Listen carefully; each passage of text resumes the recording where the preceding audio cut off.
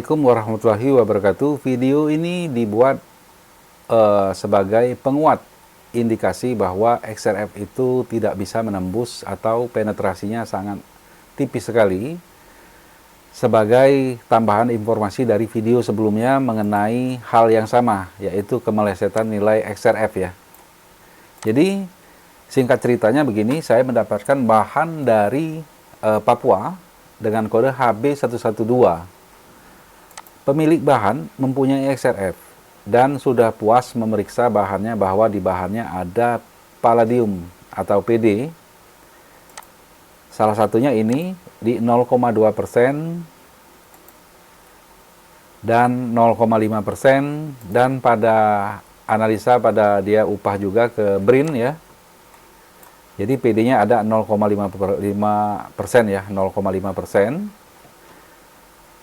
Jadi bahannya itu dikirim ke saya,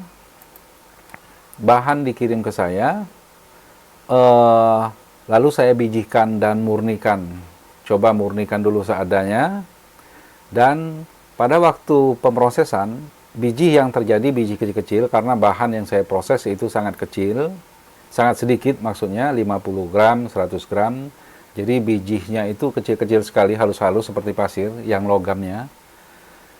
Dan saya coba besarkan sebelum dikirim balik ke customer. Setelah saya besarkan, karena pada proses analisa ini banyak menggunakan koi, mungkin ada sebagian koi yang mempunyai bekas tembaga, sehingga pasti ada lengket lah tembaga di situ ikut mencair kan. Dan setelah dikirim balik ke customer bijinya, jadi bahannya itu mungkin sebesar biji cabai ya mungkin ya. Hasilnya sangat mengejutkan, hasilnya yaitu tembaga ada di 94%, sisanya besi 5%. Jadi ini yang cukup mengejutkan saya dan menguatkan bahwa XRF itu hanya mengetes pada permukaan saja dan sangat tipis penetrasinya, sehingga kita harus paling afdol itu jika kita punya sendiri atau memeriksanya beberapa kali, baik itu nilainya buruk ataupun bagus. Contohnya ini sangat buruk karena orientasi pengolahan yang saya pakai orientasinya ke PD kan, artinya sebagian bahan yang berharga lainnya juga akan ikut. Jadi analoginya seperti ini, saya membeli gandum untuk membuat roti, sejelek-jeleknya dia akan menjadi roti, rotinya tidak enak, atau manis, atau agak asin, tetapi bukan hasil analisanya itu menjadi sebuah martabak. Orientasi pengolahannya itu membuat roti, bukan membuat martabak. Tapi di sini sangat mengejutkan, penilaian dari XRF, CU-nya ada atau tembaganya 94%. Nah di sini jadi saya curiga, bahan akhirnya saya olah lagi, sebatas sama juga ukurannya kecil 50-100 gram. Yang ini saya buat olah lagi itu 75 gram asal muasalnya 75 gram, dan saya bijihkan masih kecil-kecil, dan pada waktu pembijihan yang kecil saya kirim balik ke customer agar XRF lebih mudah memeriksanya.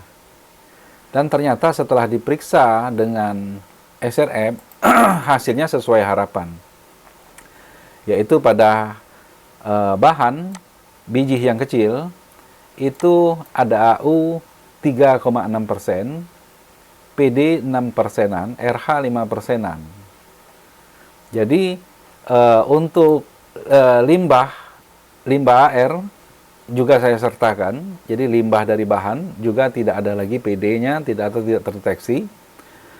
Dan artinya ini menguatkan indikasi pada video saya awal bahwa XRF itu memang benar penetrasinya sangat rendah. Jadi kita jangan langsung memegang 100% nilai XRF jika kita hanya mengeceknya hanya sekali atau dua kali.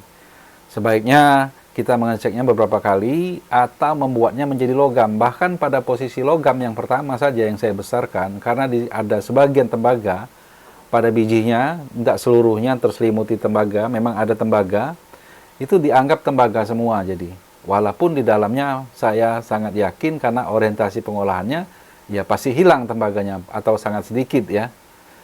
pasti banyak logam putihnya. Dan memang pada waktu biji kecil, pengiriman pertama, pengecekan XRF pertama, itu bijinya putih-putih kecondongannya. Semuanya putih, ada sebagian kuning. Dan setelah dibesarkan bijinya menjadi tembaga semua, kan itu agak aneh. Makanya saya kirim lagi dan hasilnya menjadi sesuai dengan orientasi pengolahan, yaitu ada AU, ada AG, ada PD, ada RH. Dan inilah hasil biji kecil-kecil tersebut yang saya sebutkan tadi. Jadi bijinya ini termasuk boraknya saya kirimkan setelah saya gerus, hati-hati agar tidak semuanya hancur. Jadi termasuk borak saya kirimkan, bijinya ini kecil-kecil dan berwarna putih. Dan kalau dilihat di bawah mikroskop memang ada yang kuning ya, tapi mayoritas putih. Bagaimana mungkin dia hanya berwarna putih dengan kondisinya tembaga di 90-an%. Nah, jadi ini di wadah glass beaker yang berukuran 50 mili ya. Jadi kecil ini sebenarnya. Dan ini bijinya yang kecil-kecil, saya coba ambil dengan kamera HP. Memang cukup susah. Tapi beginilah yang saya maksudkan, ini bijinya putih-putih, kecil-kecil, dan biji yang berwarna merah juga masih ada sedikit sekali. Tapi yang kuning yang sudah pasti banyak, atau putih bias kuning ya. Jadi cukup kelihatan yang saya maksudkan, yaitu bijinya kecil-kecil seperti ini. Jadi demikian saja dulu video ini sebagai menguatkan pertimbangan kita mengenai video sebelumnya, yaitu bahwa XRF itu tidak bisa kita langsung percaya 100% dalam satu kali periksa saja. Sebaiknya kalau XRF ini paling bagus ya kita punya sendiri, seperti pemilik bahan ini yang mempunyai XRF, sehingga dia puas memeriksa bahannya dan yakin bahwa bahannya mengandung palladium. Oke, sekian saja dulu. Mohon maaf jika ada kata-kata yang salah. Assalamualaikum warahmatullahi wabarakatuh.